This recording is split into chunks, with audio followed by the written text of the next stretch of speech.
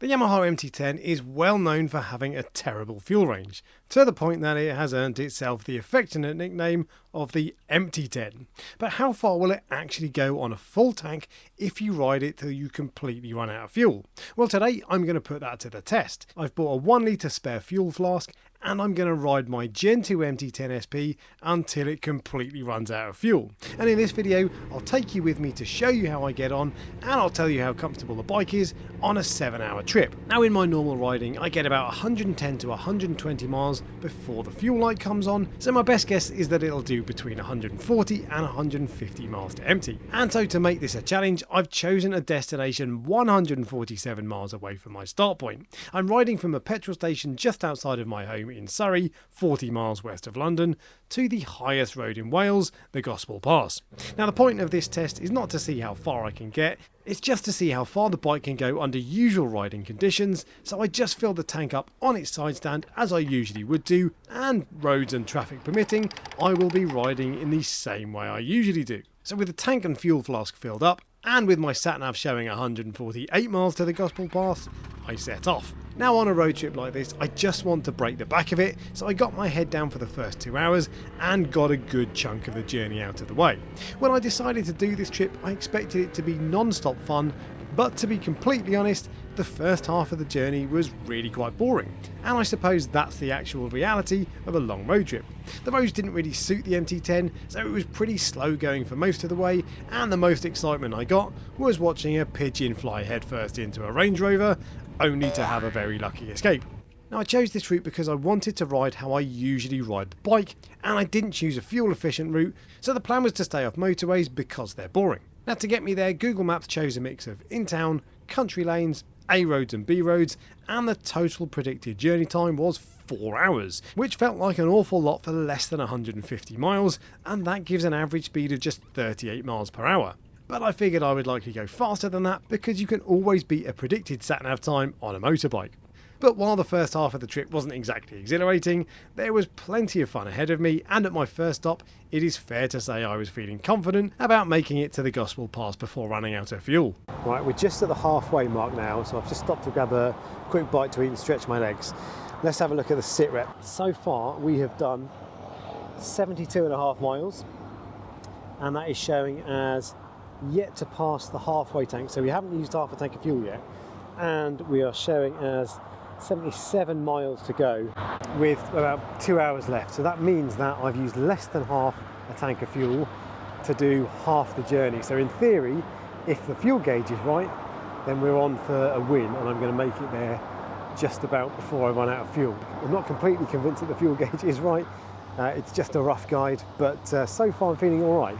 So fuel-wise, road-wise, the roads haven't been particularly fast so far. It's been kind of a lot of traffic and slower riding, so I don't think I've used as much fuel as I might have done. But we'll see how we go from here on, and we'll see if I really do make it all the way. In terms of the bike, I'm feeling really good, I'm feeling comfortable. I've got the touring screen on, which really helps, and I've got the comfort seat, which means that I'm not particularly uncomfortable at the moment. My bum isn't aching, so feeling fresh, ready to get on. So now I'm going to jump back on the bike and finish the job. So on to the second half of the journey then, and it started with a long stint of dual carriageway, so I managed to get a good 30 miles under my belt, doing around 90 miles per hour. Now, for a super naked, I find the MT-10 pretty comfortable, and with the huge touring screen I have, I feel like I can tolerate high speeds on motorways for short stints. However, 90 plus miles an hour has a detrimental effect on my fuel economy, and I noticed that the fuel gauge finally dropped to the halfway mark with 90 miles on the clock. Now, I've always wondered how accurate the fuel gauge is, and today we're going to find out, so I'll report back on that at the end. Now, while the MT-10 seating position is a little bit cramped, I wasn't finding it uncomfortable at this part of the journey. After another hour in the saddle, I stopped for a quick bathroom break, but if it weren't for the call of nature, I wouldn't have stopped at all, and I would have been totally fine with just one break for lunch in the first 3 hours of riding. However, after just another half an hour after my break, it was time to stop for the first major fuel update. Now, remember how confident I was feeling at the halfway point? Well, that had started to fade fast. Okay, second sit rep. We have now been travelling for 140 miles, and just under half a mile ago, the fuel reserve light came on. So there you go, we got 0.7 mile is the fuel trip, and as you can see, fuel reserve light is well and truly flashing. Now, I was feeling pretty confident until that point, I've been doing really well. How many miles did I say we've covered? 140 miles we've covered, and I was feeling really good. We've got 12 miles to go. I think that'll be fine. I think we're going to get there. But suddenly when that fuel light comes on, everything goes from all fun and games to being a bit nervous. So I'm going to jump back on the bike, finish the last 12 miles and see if we can get there. And if we do, see how much further it goes after that. Wish me luck. And now that I was feeling a little bit more on edge, all I wanted to do at this point was twist the throttle and get to the end as soon as possible. But by this point we were deep into the British countryside and the roads were single track only with tall hedges either side. You may not be able to see from the camera, but the roads were also pretty grotty with gravel and potholes everywhere, and I was starting to think taking a naked sports bike up here was a bad idea until I came across these two classic Harleys. Now compared to those bikes, mine is basically a GS, so I happily followed them all the way up the Gospel Pass, nervously looking at the fuel gauge every 3 seconds. And so with over 150 miles on the clock, did I make it to the top? Well, here's Vlog Alex with the final reveal. Well, I officially made it. I am now at the highest point that I can find on Gospel Road, Gospel Pass. Beautiful views up here. This is the heart of the British countryside, beautiful Welsh countryside, absolutely fantastic. Let's have a look at the odometer then. So we have 153.3 miles on the clock and we've done 13.4 miles since the fuel light came on. I really genuinely didn't expect to get 153 miles out of the MT-10. I think the reasons that it's been like that is because the roads have been pretty slow today. I've done about 40 miles on motorways, I think, doing 80, 90, but the rest has been pretty much smaller roads, much slower, bit of traffic, and the roads coming up here for the last 5 or 10 miles have been ridiculous. They're absolutely tiny. It's been fantastic fun though, but I'm really keen to see just how, I can't stop taking in the scenery, but I'm really keen just to see just how many miles I can get out of this tank. The petrol station that I've got in mind is 6 miles from here. I'm pretty sure I can get there. I think I'm probably going to go past it. So I'm going to jump back on the bike, see how many miles I can get out of the tank. I've still got my trusty little Oxford fuel flask. So I'll see how we get on with that. Another bike coming. Kawasaki Z900. So we'll jump back on, see how many miles we get until we run out, and then I'll report back. So yes, I did make it from Surrey to the top of the highest road in Wales without running out of fuel.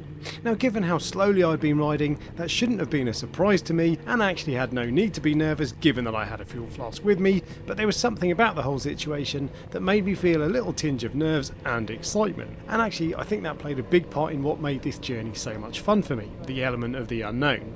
Now in my excitement to get going and run out of fuel, I decided to crack on straight away, which in hindsight was a mistake. In the south of England where I live, you just don't get scenery like this, and it really was truly stunning. And if I were to do this again, I'd bring lunch or walking shoes or something like that and make more of a day of it. And this even got me thinking that a bit of moto camping might be a good idea. And it also made me realise that you don't need to cross continents or even go away for days at a time to experience a bit of adventure on a motorbike. Okay, this was a low-key adventure, but I'll definitely be doing more road trips like this in the future, probably over the course of a weekend with a stop at a B&B or a campsite. That though is for another day, so let's get back to the challenge at hand and we'll cut back to Vlog Alex to see what happened when the bike ran out of fuel and how many miles I had on the clock when I eventually ran out. Okay, I have finally run out. I've run out on this driveway. There's no one home from the looks of it, so I think I'm all right. First off, let's see how many miles we got out of it.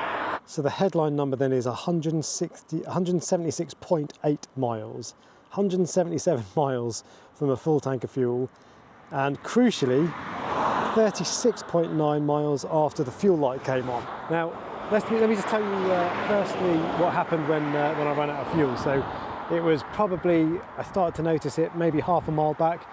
I just started to suddenly lose power. Just for a split second I'd lose power, and then it would be back on it, and then over the next half mile that happened more and more until the point that it felt like I had no power, and then I changed down a gear and I had some power just for a brief second, and I could tell that I was about to conk out, so I managed to pull over in a nice safe place on this driveway. Now realistically there's no way you're getting 180 miles out of a fuel tank on an MT-10. It's just far too much fun and you wouldn't ride the way I have done most of the time. But it was interesting to know that you can get, was it 37 miles, 36.9 miles, yeah, from when the fuel light comes on to empty. Now that was nannying it a bit, certainly for the first 10 miles it was pretty slow on that slow road, but if you take it really carefully you can get 37 miles. I wouldn't want to be pushing it more than 30 miles, and really Really, you want to be getting to a petrol station within 25 miles of the fuel light coming on this bike, is my conclusion. I'm going to jump back on the bike now to see how I feel at the end of the day. I've got another 140 miles ahead of me, which is probably about 3 hours. I'm going to take some quicker roads back home. Actually, that's the last thing I'll tell you, is about how I found the bike today. I mean, this won't surprise anybody who's got an MT-10. It's just an absolutely phenomenal bike. I love it. I've done about 2,000 miles on it, so I'm quite used to it, and it sounds amazing. It's just so much fun. And crucially, it's actually a really comfortable bike. For a naked bike, when you first sit on it, to me, it feels quite cramped, but it doesn't feel that way when you've been on it. I don't have any aches or pains at the moment. My bum's not too sore at all. I do have the comfort seat, of course, but I feel good. I've felt a little bit achy in some places whilst I've been sitting on it, but given I've been on it basically half the day, it's been absolutely fine. I'll do a final report now because I'm going to jump back on the bike. I'm going to get home via a petrol station. I'll jump back on the bike then, and I'll do a final report, and I'll let you know how I got on the last stretch, and I'll tell you how I found a full 7 hours on this bike today. Right, so I've literally just got back now from the final leg of the journey. As you can see, I've pulled into my shed, and the last part was a bit more tiring, to be honest. I felt pretty fresh halfway through. On the way back, I stopped a couple of times, one to grab a bite to eat, and then another time just to stop and go to the bathroom. And I felt like I needed those breaks. Much more than an hour, it gets pretty uncomfortable. I get kind of a stiff back, well, not really stiff back, stiff shoulders, and just kind of really need to stretch out. And when I stopped for a bite to eat, I really needed that break, and I needed to stretch out. Lots of people go touring on these. Tim Rodey's just going on a tour around France and Germany at the moment. And I'm sure you can do it, but I think people like that must have had an easier paper round than I did, because I find it a little bit tiring, and I think I'd want something more comfortable to go touring.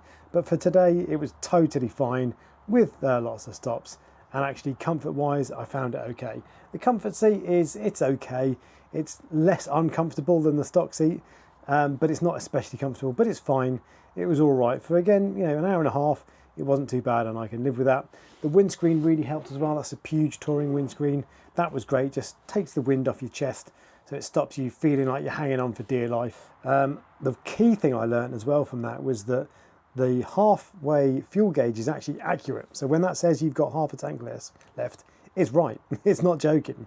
So if you happen to clock the point at which your bike clicks into half a tank, you know that is half a tank. So if you've done 75 miles, you know you're going to run out at 150 or there or thereabouts. And I think that might be everything else I want to tell you. I had a really good time, as I've said, and I'm going to be doing this again only on the Suzuki V-Strom 800DE, and on that journey I'm going to be going a lot longer, a lot further, and I'll see if I can really stretch it out, see just how long I can get that tank of fuel to last. If you enjoyed this video and you want more of that sort of stuff, then make sure you like and subscribe. Thanks for watching, guys. Ride safe.